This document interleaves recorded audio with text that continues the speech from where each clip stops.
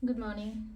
Ngasi se koigi sagun se numit ko sagun se numit ke card ke message ngase sagun se numit ko sagun se ni number sara ga di number se 25 lere aduka color dana ko na sina ba se hangapan gum kai gum to minus sina ba ko aduka mana chak thong ba ko na hapa ya ba se yellow machu gi cha ba ya ba pot gum ka kai gum ka mana happy ba ko adu khoi first of all card ahum ka tong sok sarage aduka timing of ba pe gi ngase ko ngasi gi na timing of ba ke leke hai ba to adu dum su yeng mina rase ko अदो सिदा लेरे को cards ma'am से को अहम बसिदा लेरे अनिशुब सिदा लेरे अहुम सुब से लेरे को अहम बखंसरा अनिशुब खंसरा ट्र अहुम सुब खंसरा मखल से को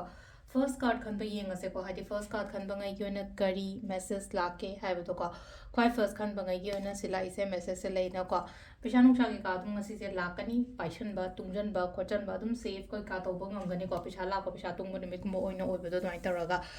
अदुगा अनीशुब कार्ड से नम स्लेन को ताव यागनी को थबक चलु खोलु मतमदा एंगोंदा अफाबा गुंबा कईगुंबा माइ लाइ को गुड लक गुंबा हाइना हारसने को नंबर 3 सिना सिदा सिदा चमाना ना हाइदा कार्ड हुम लोना पॉजिटिव ओइना लाइ ngasi ओइना हारा गदे अहुम सुबसना मी पुनबा खोटपा इमानबी पुनबा खोपा ममा इमुंग मनु ओरो इचेना ओरो कई ओरो को माइ तरगा पुनबा माइ लाइ को सिसिना अखोइगी कार्ड की मैसेज लाइ को हाइदि सुम फाना लाने याम का हाइन एक्सप्लेनेशन तौनिंग दरकार रोइत्रे को अदो कार्ड से टाइमिंग है पेड येंग से को ngasi gi na timing of होबसे पुंग मंगा का मिनिट यांखनि पान देना तरे का मिनिट कुन फाउ ले को अदगी मु पुंग तरा का मिनिट मंगा दगी ना पुंग अनि का मिनिट ट्राइन थोय फाउ ले को अदगी मुनुंग दाम गिना अहुम का मिनिट कुन थ्रा मंगा दगी ना पुंग निपान का मिनिट तरा नि थोय फाउ ले को अदुगा अमना पुंग नुंदा गिना तरा मा थोय का मिनिट